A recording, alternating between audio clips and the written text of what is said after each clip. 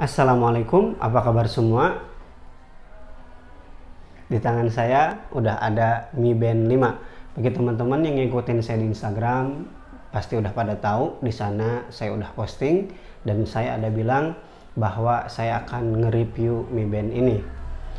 Angka 5 yang ada di Mi Band ini menunjukkan bahwa gelang pintar Xiaomi ini udah ada 5 generasi.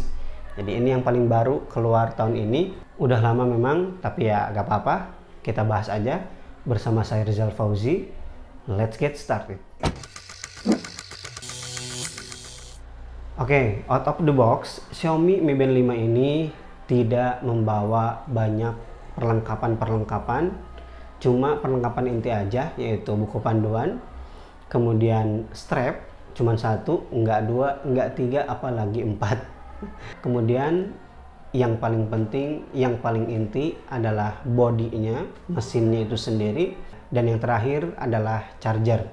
Chargernya memang cuma kabelnya aja, dockingnya aja, tanpa ada kepalanya. Kepalanya ya bisa kita gunakan kepala charger yang ada di smartphone. Lanjut ke bagian desain. Dari segi desain memang tidak banyak perubahan ya. Dari Mi Band pertama sampai yang paling baru sekarang ya desainnya ya gitu-gitu aja. Yang namanya juga gelang, mau digimanain kan? Cuman satu untayan tali aja. Yang namanya juga gelang kan, mau digimanain lagi gitu.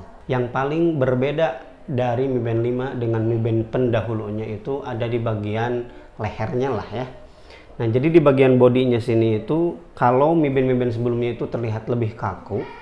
Nah, jika di Mi Band 5 ini dia mengikuti kontur bodinya seperti ini. Nah, kalau ngomongin perubahan, yang paling benar itu ya di segi fitur dan juga bodi utamanya si Mi Band ini. Oke, mulai dulu dari bodinya. Dari bodinya ini memang ada peningkatan dari Mi Band 4 itu ke Mi Band 5. Kalau Mi Band 4 kalau nggak salah 0,90 sekian ya, itu layarnya. Nah, di Mi Band 5 layarnya jadi lebih lebar sedikit, jadi 1,1 inci. Dengan sama-sama masih mempertahankan layar OLED. Nah, kemudian buat pengguna Mi Band 4 yang lumayan udah banyak beli strap ya, hobi gonta-ganti strap, dengan dimensi bodi utama yang berbeda, tentunya strap Mi Band 4 tidak akan bisa digunakan di Mi Band 5. Jadi ya kalau mau upgrade ke Mi Band 5, sekalian aja tuh jual aja semua strap-strap yang udah dibeli, karena nggak bakal kepake. Peningkatan selanjutnya dari Mi Band 4 ke Mi Band 5 itu adalah dari segi brightness atau kecerahan. Di Mi Band 5 kecerahannya ini meningkat jadi 450 nits.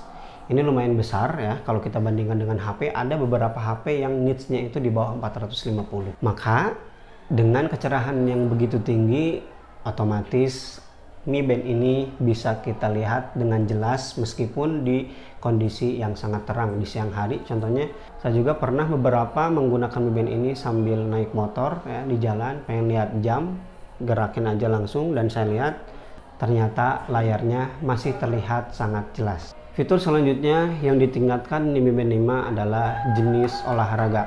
Jika di Mi Band 4 olahraganya cuma ada 7, maka di Mi Band 5 ini olahraganya mendukung sampai 11 jenis olahraga. Peningkatan selanjutnya yang ada di Mi Band 5 itu adalah dari segi baterai. Ini tentunya salah satu fitur yang paling penting dalam sebuah device ya. HP, jam, kalau baterainya boros ya itu jadi sebuah deal breaker sih menurut saya. Saya juga pernah menggunakan smartwatch yang sehari itu harus selalu dicas, itu sangat menyebalkan. Nah, di Mi Band 5 ini meskipun ukuran baterainya cuma 125 mAh, tapi dia sanggup bertahan 1-2 minggu. Kalau klaim dari Xiaomi sih bisa sampai 20 hari, tentunya itu dalam beberapa keadaan ya. Misalkan kita nggak aktifkan Bluetooth dan juga nggak mengaktifkan notifikasi. Tapi kalau semua fiturnya diaktifkan itu setengahnya lah, 10-12 hari itu bisa bertahan. Kemudian fitur utama dari sebuah smartband yaitu fitur-fitur kesehatannya, apakah ada peningkatan? Jelas. Di sini Xiaomi memberikan beberapa peningkatan. Yang pertama, yang paling besar itu adalah adanya fitur PAI. PAI itu apa? Personal Activity Intelligence. PAI ini akan mendeteksi seluruh kegiatan kita sehari-hari seperti kualitas tidur dan juga kualitas olahraga kita.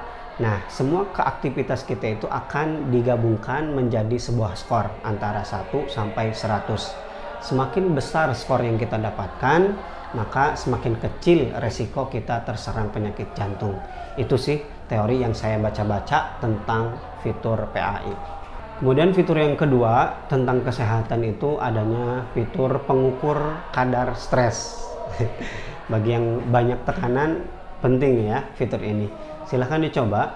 Sama, skornya itu dari 1 sampai 100, tapi yang berbeda adalah di fitur pengukur stres ini, jika angkanya semakin besar, maka semakin besar pula resiko kita untuk terserang stres.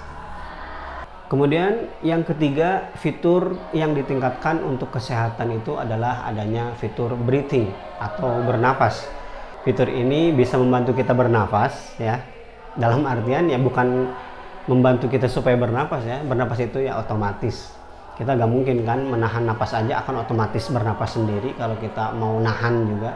Kecuali ya kita benar-benar tutup ya, mati.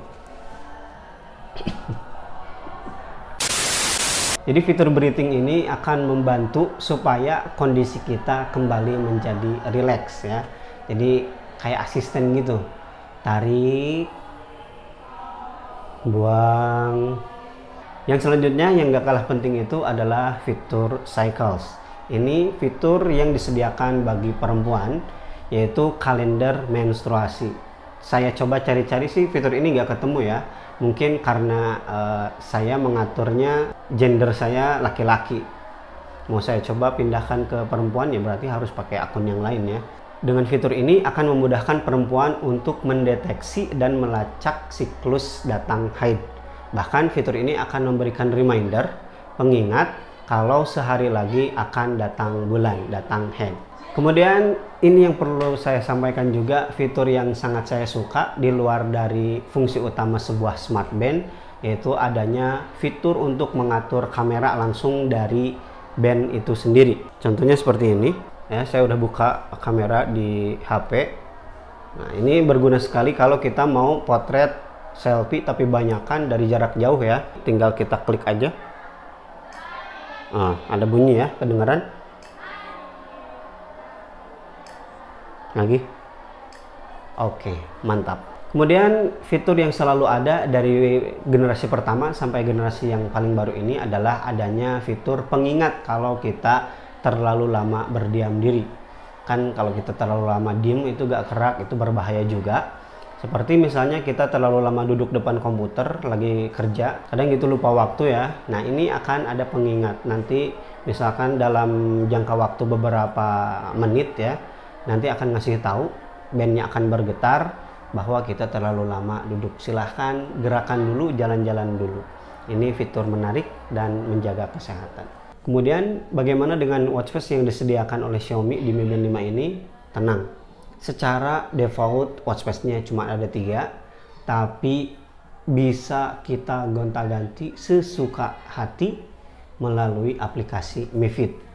Jadi kalau misalkan kita bosen, silahkan buka aplikasi Mi Fit. Di sana ada banyak sekali watchface yang disediakan oleh Xiaomi. Oke, overall itu dia spesifikasi dan juga beberapa fitur menarik menurut saya yang ada di Mi Band 5. Bagi teman-teman yang ingin share pengalamannya menggunakan Mi Band 5, jangan ragu untuk drop komen di bawah. Silahkan kita diskusi bareng, kita sharing bareng bagaimana pengalaman menggunakan Mi Band 5. Sekian dulu video kali ini. Terima kasih bagi teman-teman yang udah nonton sampai selesai. Yang belum subscribe silahkan klik tombol subscribe. Like jika suka dengan video ini. Jika gak suka silahkan dislike aja. Rizal Fauzi pamit. Wassalamualaikum warahmatullahi wabarakatuh.